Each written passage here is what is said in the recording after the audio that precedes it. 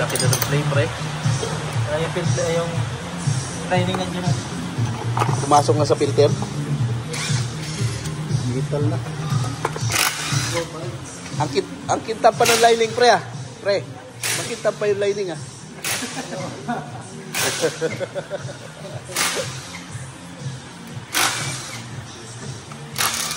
Ayan mga boss, nagkakalas nga tayo ng automatic transmission. So, ang sasakyan na to ay Honda CR-V na 2007. Ang naging problem nito mga bossing ay sobrang delayed shifting at saka sobrang lakas na ng kanyang shift shock. Yan, ito yung luma na kinalas-kalas natin. Ang gagawin pala natin dito mga boss ay palit laman loob. Kumbaga sa palit laman loob, buong transmission din po yon na pang Honda. Magkaiba lang sila sa bill housing.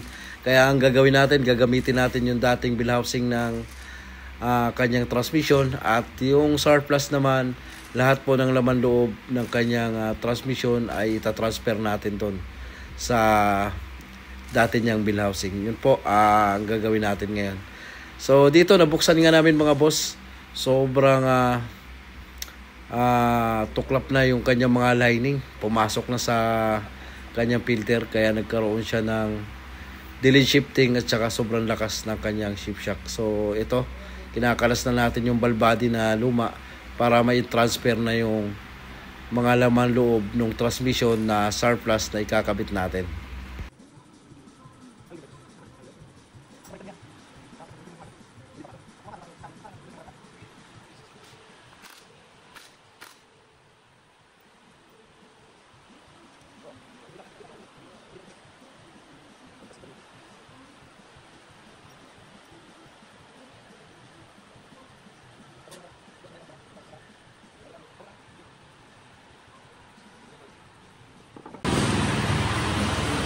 Ipapalit ng transmission, lipat laman loob yung mga boss.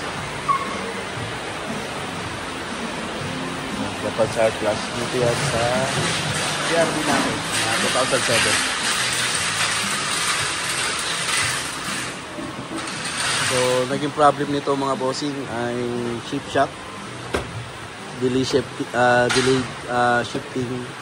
So may problema yung lining.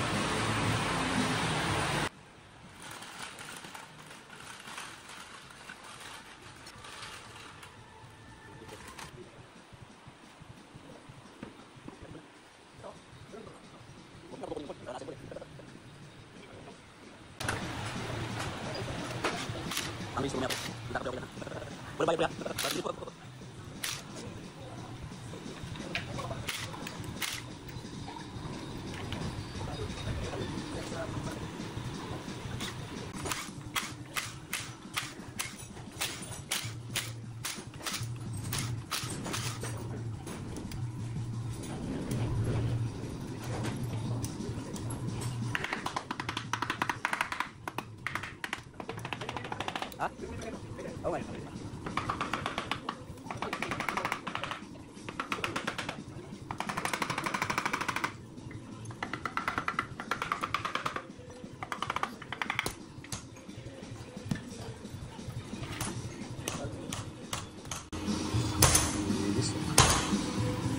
Kaliwa. Oring. Oh.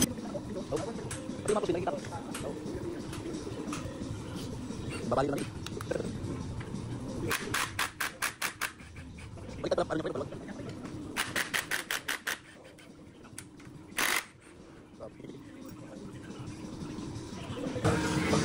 Kain lining nga sila pre. Ito, wala na, durog na. Makikita ni Gusto. Pakita natin ito pre. Talaga. Parang karton na. Karton na. Ito ang papalitan natin. Drum na to. Isang bulat rin. Oo. Kunin lang natin sa kanya itong gear-ratio na. Yan, ito lang. Pero lahat to, ito palit to to.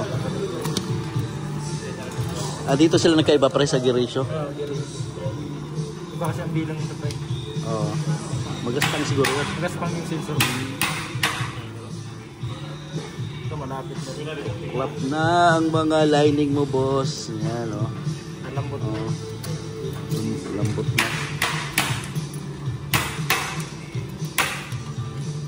Ito, wala na. Oh. Yung ubos na. Makikita nyo naman yan.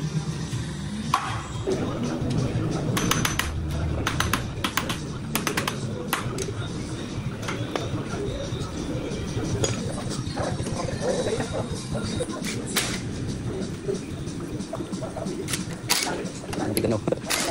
Balik ka buksan mo yung kondisyon.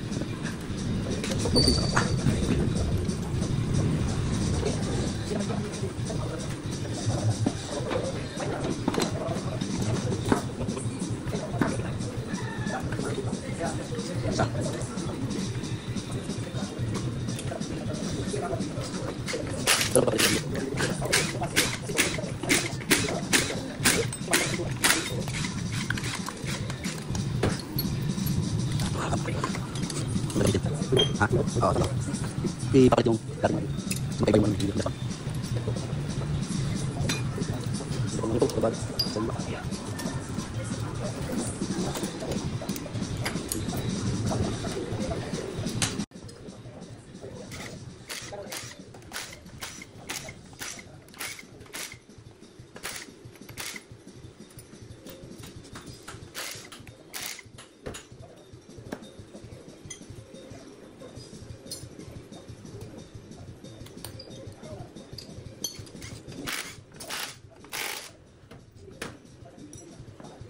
Hindi na ako sabay. Gugulit ko yan.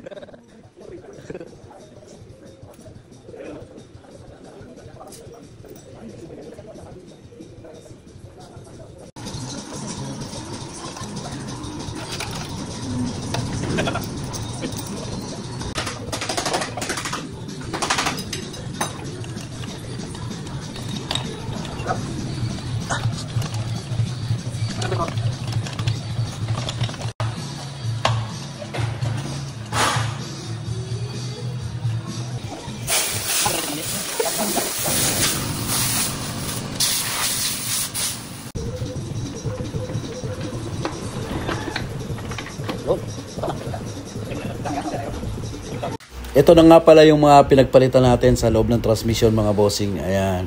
So halos lahat po ng laman loob ng Japan Star Plus ay itinransfer natin doon sa dati niyang bill housing. Kasi magkaiba po yung bill housing niya. Pero yung laman loob po parehas. Ayan. Kagandahan lang dito sa mga lipat laman loob, mga boss. Andyan na yung ball body. Kasama na. So hindi na kayo gagastos ng ball body once na may problema yung nagka-problema yung inyong ball body. Sa rebuild kasi, mga boss, sa repair kit lang ang mabibili natin. Pero pag nagka-problema ang ball body ay bibili din po kayo. Pero dito sa lipat naman loob, ayan mga boss, kompleto na tayo dyan. Yan mga boss, din na natin pinakita yung kabuuan pagsalpak ng transmission. Ito, nag-testing na tayo kung good shifting na, wala nang shift shock. So, ito na yung resulta niya, mga boss. Kwarto. Quinto.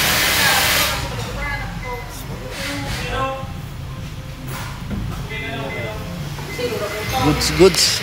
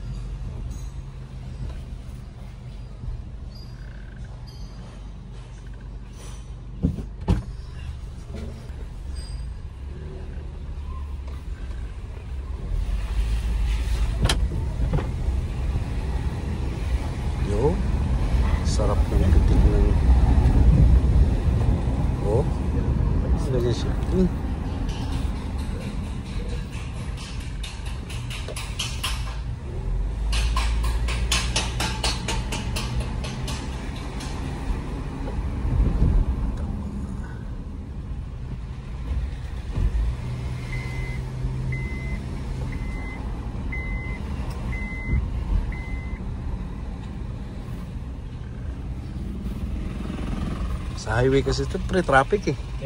Kaya dito lang. Hindi makarugtis nung malayo-layo, no?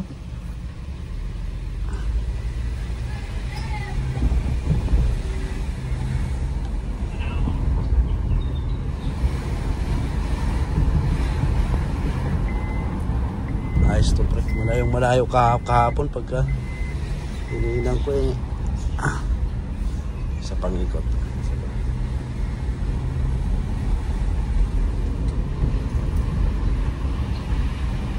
Saan yung may-ari? Text ko na.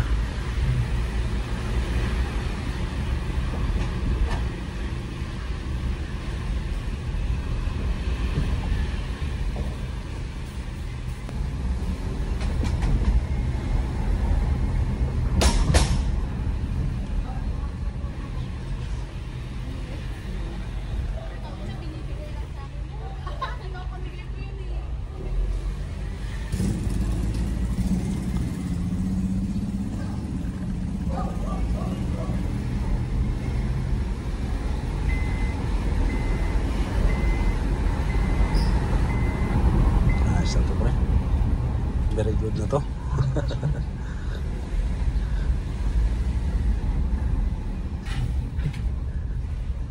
Dito na lang to. Yun mga bossing, okay na yung CRV na 2007 natin na delayed shifting at saka sobrang lakas ng shift shock. Ayan, maraming salamat sa inyo mga boss. God bless po sa ating lahat.